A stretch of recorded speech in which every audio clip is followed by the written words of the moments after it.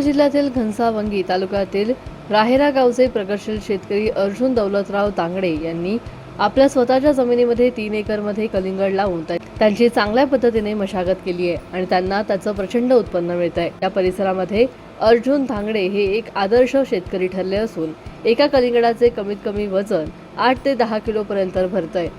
म्हणून व्यापारी देखील स्वतः त्यांच्या बांधावर येऊन टरबूज खरेदी करतात। मोठे उत्पन्न मिळाल्यामुळे कुटुंबामध्ये देखील समाधानाचं वातावरण आहे। यावेळी बोलताना तांगडे पाटील कलिंगडाची शेती खरोखर फायदेशीर असून इतरांनीही असं उत्पादन घ्यावं असं आवाहन त्यांनी केलंय। आज आपण जालना जिल्ह्यातील घनसावंगी तालुक्यातील एक प्रगतशील शेतकरी आहे दौलतराव धांडगे यांनी त्यांच्या 3.5 एकरमध्ये पूर्णपणे कलिंगडाची शेती केलेली आणि त्यांना त्यातून प्रचंड उत्पन्न या ठिकाणी मिळणार आहे।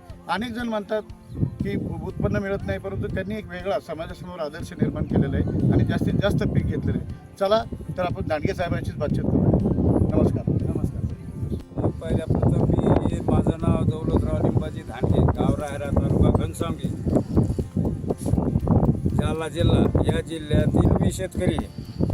तरी मी कलिंगडाचं पीक घेतलेलं आहे। माझी जमीन एवढी भारी नाही, जमीन हलकीच आहे, पण हे कलिंगडाचं पीक मी असं घेतलं की याला पहिल्या सुरूला थोडी मळी टाकली, नंतर गावरान खत टाकलं आणि त्याची सगळ्याची मिश्रण करून ते शेतीमध्ये सगळ्या पांगिलं, नंतर त्याची मशागत करून त्याचे बेड पाडले, बेड पाडल्यानंतर मल्चिंग गाथरलं, ठिबक केलं, ठिबकनं अगोदर पाणी ओलं केलं आणि नंतर मग मी ते बी खावलं आणि बी खावल्यानंतर मी पूर्ण 8 दिवसाला त्याची फवारणी, खतं 8 दिवसाला त्याच्या वेळेवर पाणी जसं लागन तसं त्याच्या शेतीच्या हिशोबानं पाणी मी पद्धतशीर देत होतो आणि अशा हिशोबाने मला कमीत कमी हे उत्पन्न भरपूर मिळालं। माझ्या जवळजवळ हे फळ कमीत कमी 8 ते 10 किलोचे फळं माझे पाळलेले शेतकऱ्याचे आहे।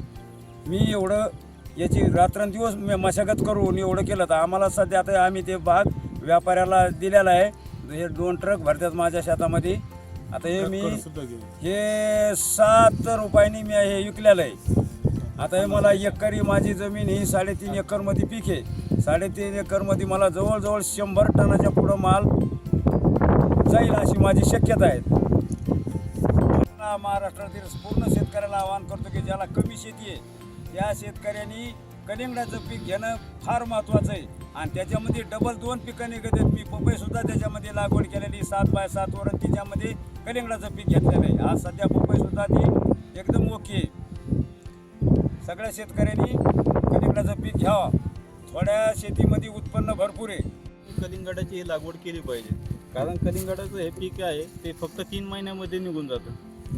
3 महिन्यामध्ये निघून जातं। डबल त्याच्यामध्ये जर खर्च व्यवस्थित जर केला तर कमी खर्चामध्ये याचं चांगलं पीक उत्पन्न निघतं। आता या शेतकऱ्यांनी समजा आता सुरुवातीला मळी टाकली, ते केलं, त्याच्यामुळे यांचं जर पूर्ण विचार केला 3.5 एकरचं क्षेत्र आहे, 3-3.5 एकर, याचं मल्चिंगपासून बियाणं ते तर पूर्ण खर्च हा यांचा फक्त 1,30,000पर्यंत आलेला आहे आणि कमीत कमी आता सध्याच्या त्यांच्या 2 ट्रका भरणं चालू आहे। आता याच्यामध्ये आम्हाला 3.5 एकरमध्ये कमीत कमी 6 ते 7 लाखापर्यंत उत्पन्नाची अपेक्षा आहे। त्याच्यामुळं प्रत्येक शेतकऱ्यांनी समजा अल्पभूधारक शेतकऱ्यांना हे मिश्र पीक पद्धतीची लागवड करायला पाहिजे। त्याच्यामध्ये कसं टरबूज प्लस पपई किंवा मिरची या पद्धतीने लागवड केली तर त्याला उत्पन्न चांगल्यापैकी होऊ शकतं। त्याच्यामुळे त्यांनी मिश्र पीक पद्धतीचा लागवड करायला पाहिजे।